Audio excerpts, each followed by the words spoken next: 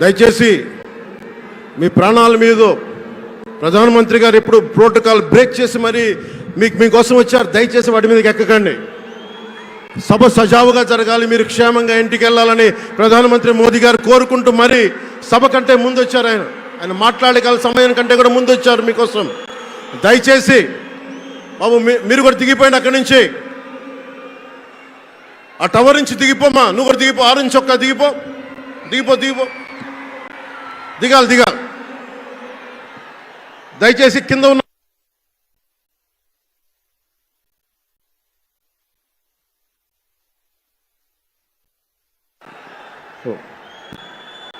చుట్టుపక్కల ఎవరైనా టవర్స్ మీద ఎక్కుతాను దయచేసి డిస్కరేజ్ చేయండి. జేపీ వెంచర్స్ పేరు మీద జగన్ బినామీలు దాదాపు 40,000 కోట్ల స్కామ్ ఇసుక దోచేశారు. అందరూ అడిగిన వాళ్ళని, కిషన్ అనే రిపోర్టర్ని చిత్తూరులో చంపేశారు.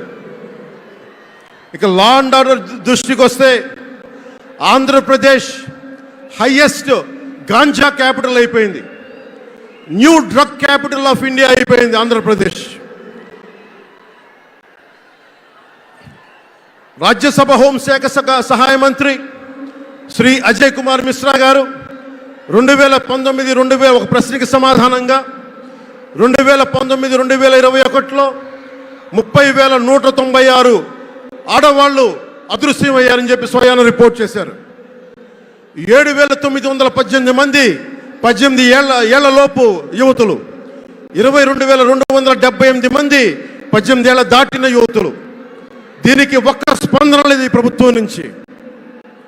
ఒకవైపు ఆత్మనిర్భర్ భారత్గా, సెల్ఫ్ రిలయంట్ భారత్గా ఎక్కడి నుంచో విదేశాల నుంచి వచ్చిన సంస్థలు భారతదేశానికి వస్తుంటే ఆంధ్రప్రదేశ్ కావాల్సిన సంస్థలు పారిపోతా ఉన్నాయి.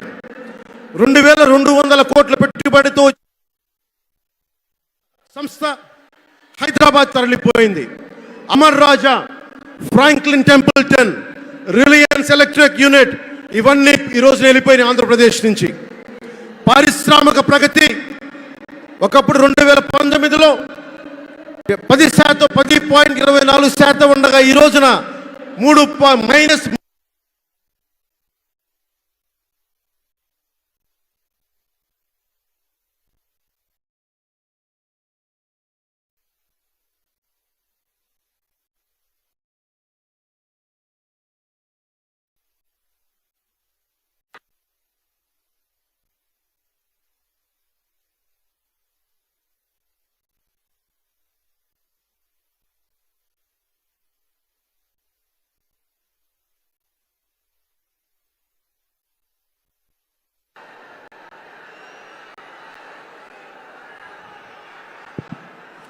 -10% ఉండాల్సిన ప్రగతి. దయచేసి మీరు అందరూ మైక్ సెట్ మీద పడకుండా దూరంగా వెళ్ళండి. అందరూ దయచేసి మీ ఉత్సాహం రాష్ట్రం వైపు చూపించండి, దేశం వైపు చూపించండి. మైక్ సెట్ మీద పడితే మనకి మాట్లాడటానికి ప్రధానమంత్రి గారు విలువైన మెసేజ్ ఇస్తారు. దానికోసం మైక్ మీద పడకుండా, కన్సోల్ మీద పడకుండా దయచేసి అందరూ అక్కడున్న యువకులు అందరూ దయచేసి ఒత్తిడి చేయకుండా వెనక్కి వెళ్ళండి. ఆంధ్రప్రదేశ్ నెగిటివ్ గ్రోత్ పోతా ఉంది.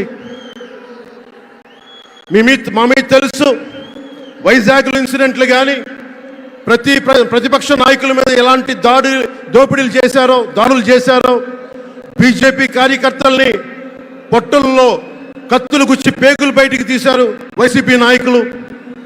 వైఎస్ వివేకానంద రెడ్డి గారిని మర్డర్ చేయించిన ప్రభుత్వం ఇది. సిబిఎన్ గారిని ఇబ్బంది పెట్టిన ప్రభుత్వం అరెస్ట్ చేసి నన్ను స్వయాన అనేక పర్యాయాలు అడ్డుకున్న ప్రభుత్వం ఇది. ఈ ప్రభుత్వం పోవాలి. ఈ ప్రభుత్వం పోవాలంటే ఒకటే, డబ్బులు పెరిగిపోయిన జగన్కి ఎవరు అడ్డు ఆపు లేరు, నేను ఏదైనా చేయగలను అనుకుంటున్నాడు. రావణాసురుడు కూడా ఒకటే అనుకున్నాడు, నా చుట్టూ బంగారంతో కట్టిన లంక ఉంది, వజ్రాలతో వైడూర్యాలతో ఉన్న పుష్పక విమానం ఉంది, ధీరులు సూరులు మంది మార్బలం ఉన్నారు అనుకున్నాడు. నన్నేం చేయగలడు అనుకున్నాడు. నార చీర కట్టుకొని నేల మీద నిలబడి శ్రీరాముడు బాణంతో చంపేశాడు. రాష్ట్రాన్ని రావణ కాష్టం చేసిన అయోధ్యకే రాముణ్ణి తీసుకొచ్చిన శ్రీ మోదీ గారు ఇక్కడ ఉంటే, రాష్ట్రాన్ని రావణ కాష్టం చేసిన చిటికిని వేలంత రావణాసురుణ్ణి తీసేయడం అంత కష్టమా? నేను తాడేపల్లిగూడెం సభలోనే చెప్పాను, ఇక్కడ నుండి నేను దేవదత్తం పూరిస్తున్నానని. అర్జునుడు పూరించిన శంఖం దేవదత్తం అంటే నేను దేవదత్తం అన్నాను, కానీ పాంచజన్యం అనలేదు. అది పూరించాల్సింది ద్వారకలో ఉన్న శ్రీకృష్ణుడే.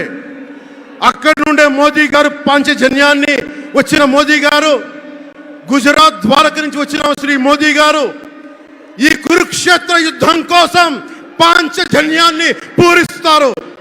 ఇక్కడ జరగబోయే ఎన్నికల కురుక్షేత్రం, ఈ యుద్ధం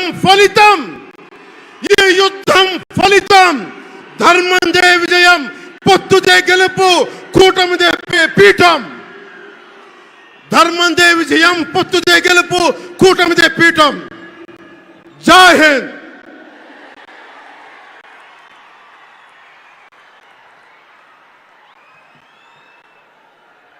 దయచేసి అందరూ కూడా కొంచెం సమయం పాటించాలి. మీ ఉత్సాహం, అభిమానం కట్టలు తెంచుకున్న విధానాన్ని డయాస్ మీద నుంచి ప్రధానమంత్రి గారు గమనిస్తూ ఉన్నారు.